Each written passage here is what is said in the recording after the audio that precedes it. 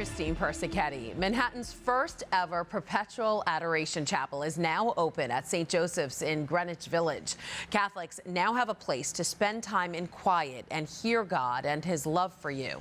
But safety is a concern, so the church has a system in place to safely access the chapel.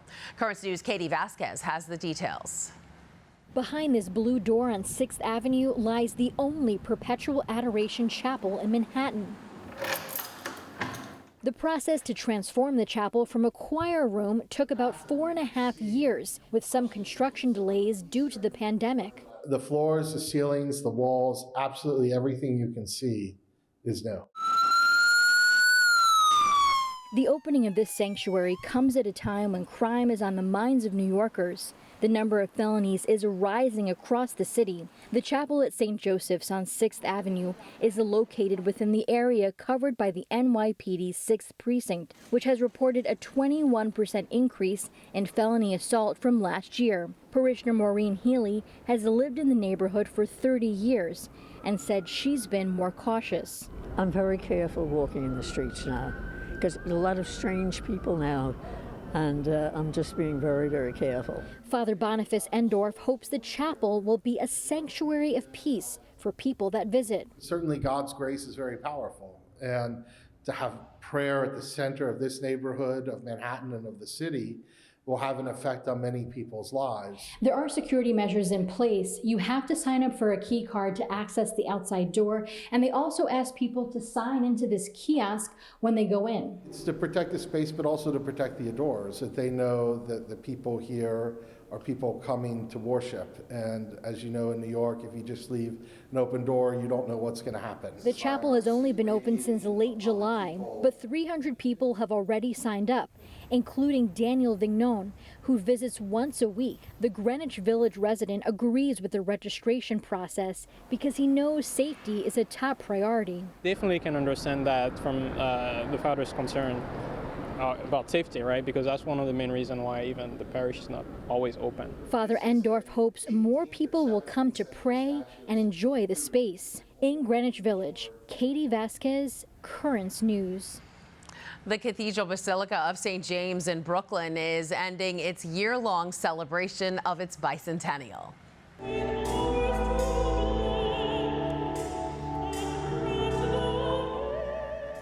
Bishop Robert Brennan joined the rector there for a celebratory mass to mark its 200th anniversary. The bishop thanked those present, calling them the living body of Christ in Brooklyn. Before this church opened, Brooklyn Catholics had to take a ferry to Manhattan for mass. They petitioned the Archbishop of New York to open a church in the borough, and it paid off because St. James was established in 1823, becoming the first Catholic church on all of Long Island. The migrant crisis took center stage on Staten Island again. Got to be at least 3,000 people here. Hundreds of protesters rallied on Monday in front of the former St. John Villa Academy. Assemblyman Mike Tanusis, who represents the area, spoke at the rally. He called the idea of a shelter in a residential neighborhood stupid and short-sighted and said it came about under a cloud of secrecy. People in the neighborhood are concerned because the shelter is right next to St. Joseph Hill Academy, where young children attend classes. The migrant shelter is expected to house up to 300 adult asylum seekers. Pope Francis is warning some Catholics in the United States that ideology is replacing faith.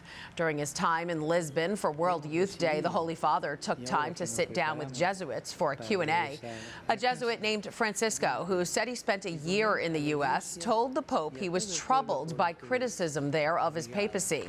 Francis responded by saying there's a very strong reactionary attitude, adding that Catholics need to understand that there is an appropriate evolution of matters of faith and morals.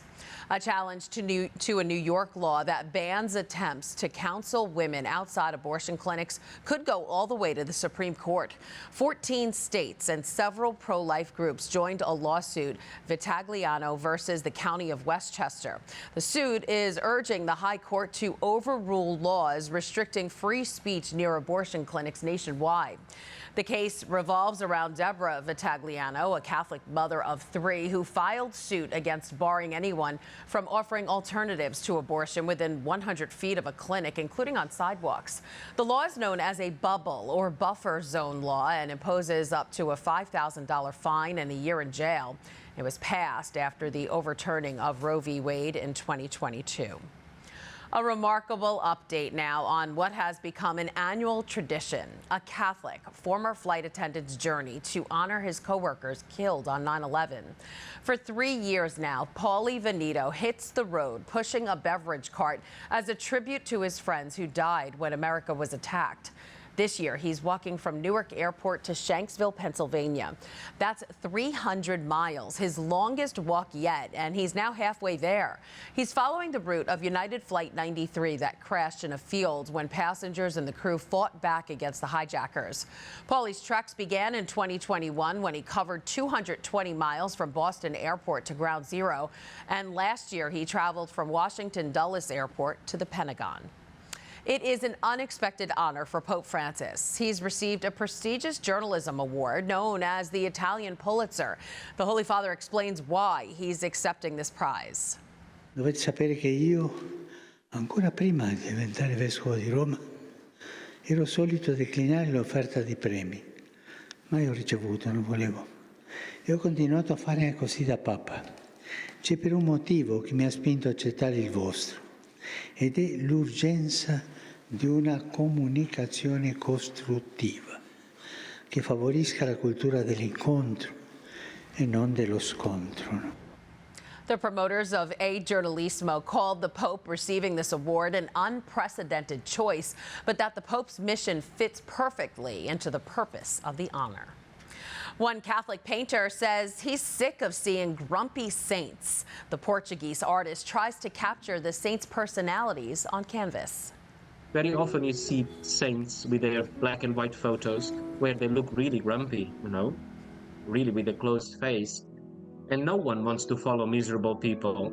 A lot of people say, oh, you do your saints smiling. Yes, and I think that sparkles the curiosity to know more.